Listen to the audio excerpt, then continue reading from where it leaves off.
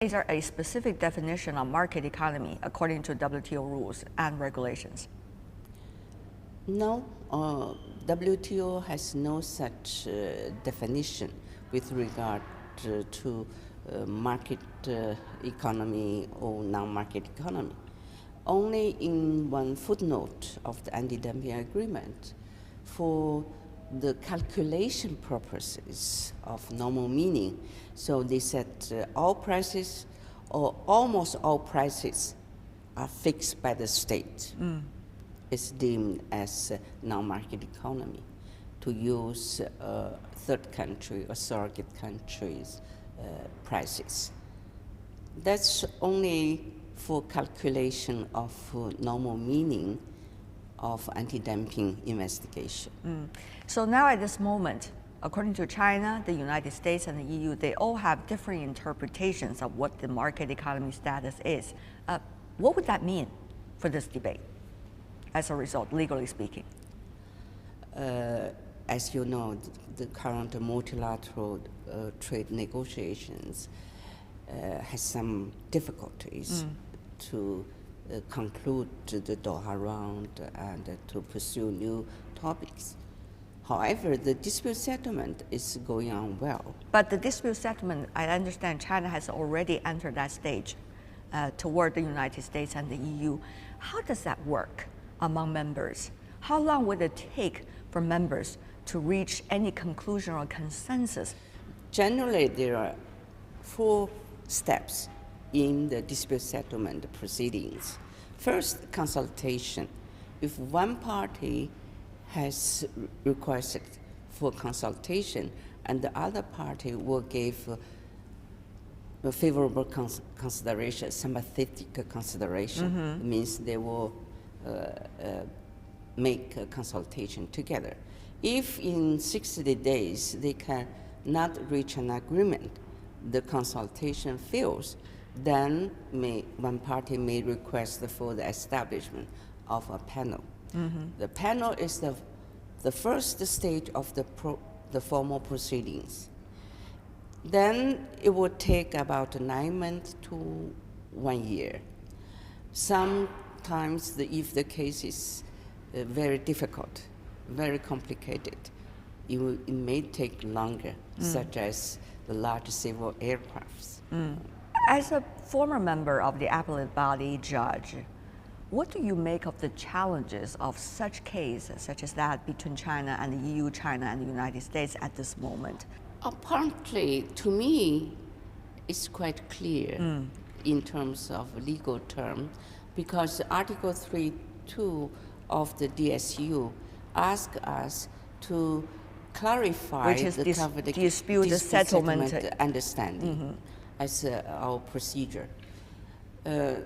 If we are obliged to clarify the covered agreement in accordance with customary rules for the interpretation of public international law, generally speaking, we refer to the Vienna Convention for the law of treaty.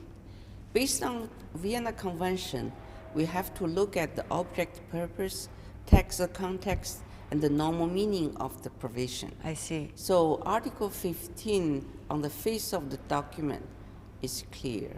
The normal meaning of the wording, Article 15, shall terminate in any event. Shall terminate, shall, in legal term, is a legal obligation.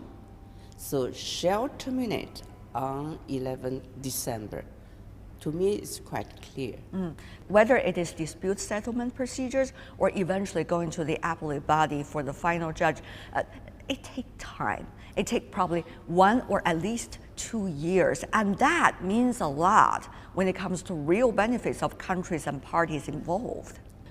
Overall, if compared to other international dispute settlement system, I would say that WTO is doing okay. Really? I mean, look at because the average of closing a case is about 2 to 3 years. But if you look at some other system, it may take 3 to 4 or to 5 years. So it's really depend on the complexity of the case and it depends also on the availability of resources. Is this platform still going to be viable? How viable will it be? I was talking earlier to Pascal Lamy, the former Director General of WTO. He was saying he loves the Chinese idiom, which is called, whether it's black cat or white cat, as long as it catches the mouse, it's a good cat. But the thing is, what if other good cats all emerged? Will WTO still be the best cat? I agree with Lamy on that. You all love cats. Don't forget, we all pro multilateralism. Yeah. So that's why the WTO has issued a new report mentioning that also criticize the anti-globalization, those articles or debates, because really globalization has brought many benefits to enhance the standard of living in general. But some would say, some of the, the presidential candidate would say, well, China has benefited the most from the WTO. Is that true? Oh, first, I don't want to take a position to defend any party, but I have learned through the newspapers, China has also made a great sacrifice. For instance, to reduce the overcapacity of mining of coal or steel mill. Yeah. So they have laid off many workers. They have to find new jobs for those workers. Yes, so this is a burden, but they are doing well. Particularly some provinces, quite impressive. My view is, as the current DG mentioned, that in the United States, according to their studies, that it's not the globalization took out their jobs, but rather the technology. So they have to see to find the real problems. And to see where the engine of the growth should be. Yes. And the trade works. Are you so anti-trade is not good, particularly to reduce poverty. For all multilateral financial development institutions, I have been to the World Bank, to the Asian Development Bank, to the Western African Development Bank. I saw so many poor people and the low-level developed countries. So they need aid for trade. They need international cooperation.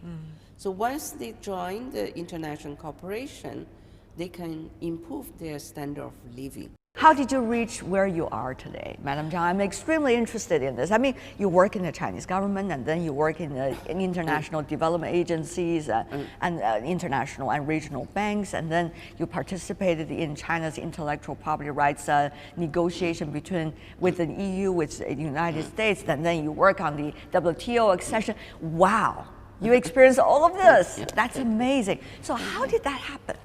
I was among the first generation to go selected among the outstanding high school graduates to go to France immediately after establishment of diplomatic relations. Wow, that must be a very China impressive trip.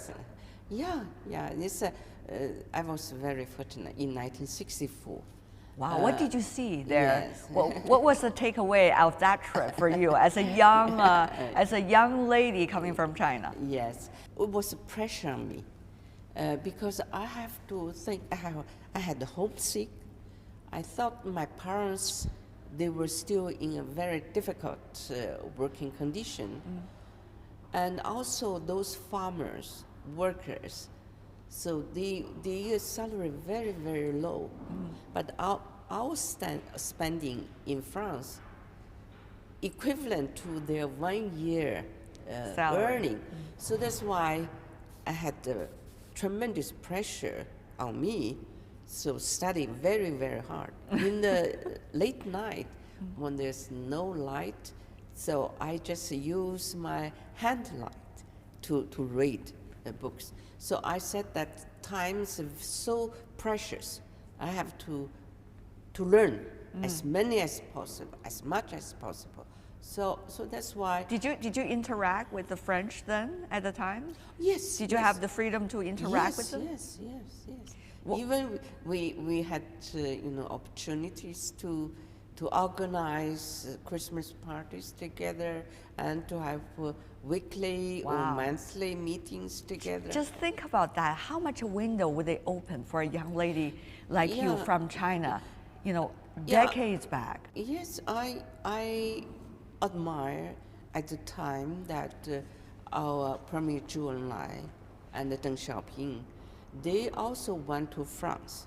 So we visited their manufacturers that they have to work as a hard labor. Hard labor. Yeah, when they were very young, they went to also France. We were very fortunate than them. So that's encouragement for us. Yeah. I still believe that I should learn as much as possible to have a solid knowledge to serve my country. Madam Zhang, you were also participating in China's resumption negotiations into the GATT and then later WTO. You were also a key member in the negotiations between China and the United States, China, EU, in terms of intellectual property rights. Those are hard negotiations. I mean, you were the one of the key members studying all the details. Were you having difficulty sleeping at night because there could be a loophole in the scripts that you read through, and yet you said yes, but eventually it could be a problem? At the time, really, I had a very difficult, challenging job because, we had the new staff, new team, and we have to coordinate different agencies, patents, trademarks, copyrights, and different industries. And they are new as well. Yes, so a lot of coordination work as well. Sometimes the negotiations went very difficult, very late. I think I spent almost 1 week in the office. At the time, the office facilities were not as sophisticated, as comfort as today. So only cold water and a wood chair. So, but only slept 2 hours or maximum 3 hours. On the wooden chair, yes, every night? Yes. For a whole week? Yes. So I don't feel bad about that. Rather, it's a good memory for me because I've learned a lot. Because I feel confident that I contribute not only to the ministry that they have assigned me for such important responsibility, to also contribute to the intellectual property legal system establishment. I'm very happy that China's now current rule of law system developed so fast. Final question for you, Madam Zhang. As a legal expert, if politicians around the world, presidents and premiers around the world having a meeting, and they want you to give a speech, what would you suggest to these people? I have as no ambition. As a retired appellate body judge of the WTO, what would you say? As a leader of a country, they have to follow the United Nations Charter for peace and development. It's crucial to enhance the standard of living of all people. And also to promote and to improve the rule-based multilateral trading system is important. But what about national interests? They were elected by their own constituencies. That's the strength of the WTO system. Because it's a one single undertaking, it's a mandatory. You agree with the rules, you accept, you join, you take it or you leave it. So there's no grandfather provisions, there's no exceptions, except those general exceptions. I think that is very, very important.